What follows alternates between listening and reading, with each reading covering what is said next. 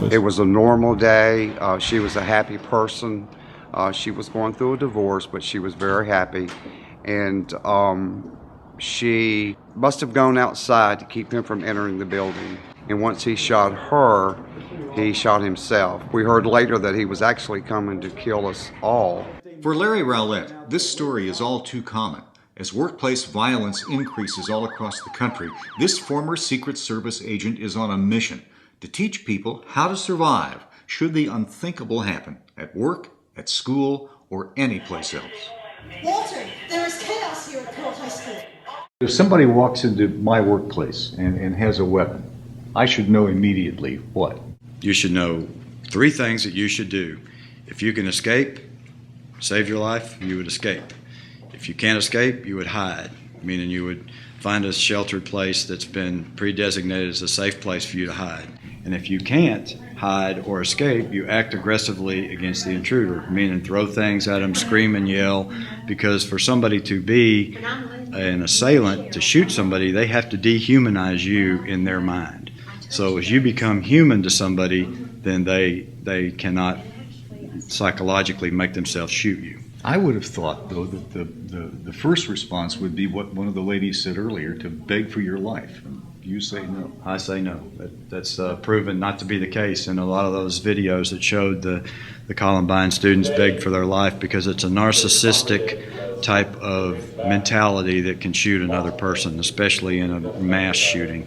And in those mass shootings, they typically want to cause as much damage as they possibly can. And for them to have that narcissistic feeling, they have to know that they dominate others, and to shoot people that beg for their lives is exactly what they want. It's practical advice like that from a law enforcement expert with 33 years experience at the highest levels of the U.S. government that draws people from businesses, universities, nonprofits, and other organizations to seminars offered by Ridgeland-based Presidential Security and Training Services.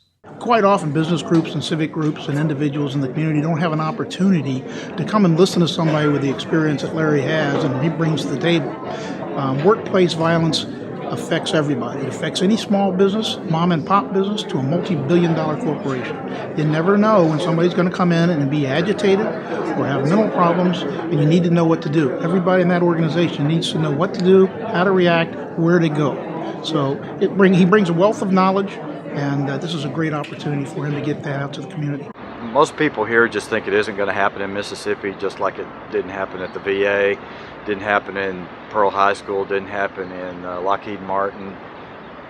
Several instances here that happened in the state, people thought just wouldn't happen. There are over 2 million cases a year of workplace violence of one type or the other that are happening around the country. We're always trying to update our policies and procedures, and we are currently looking at all of our evacuation procedures at all of our locations, and so this was very helpful. He gave us a lot of really good tips on what to put in our policies and how to train employees on how to handle this situation. Violence can happen in very unsuspecting places. There is no secure environment, so to speak. So the places where you would traditionally think that violence may happen or may not happen, it can happen any place, at any time, to any person, in any circumstance. So you really just have to kind of be aware and then have some defined actions should it happen. Much of the things Larry teaches are basic common sense. Where to take shelter, but you have to have a plan. And he teaches you need to have a plan. And yet all your employees need to know what that plan is. And so it's great training, and like I said, it's invaluable. Well, he came in and did a presentation for our managers, in which a lot of what he showed today was used. What it's pointed out to me today is that we need to actively involve and retrain and continue to do drills and do rehearsals, and that's what I'm planning to do.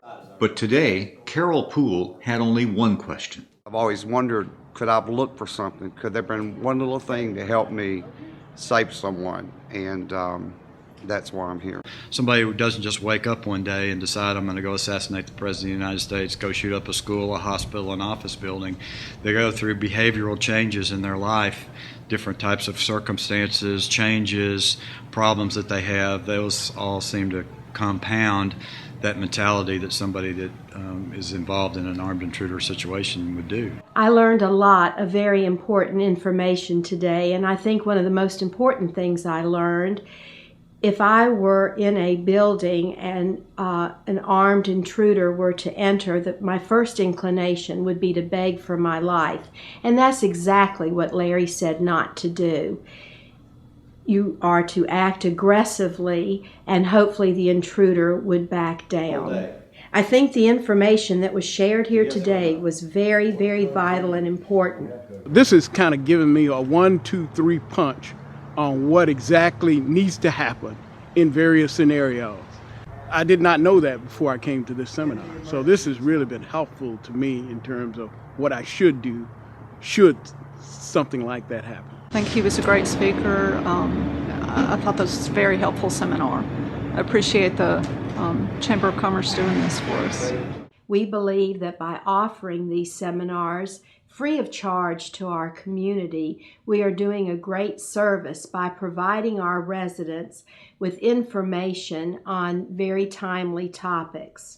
To learn more about the wide array of security services Larry Rowlett and his company offers, go to presidentialsecurityservices.com. From Ridgeland, I'm Gene Edwards reporting.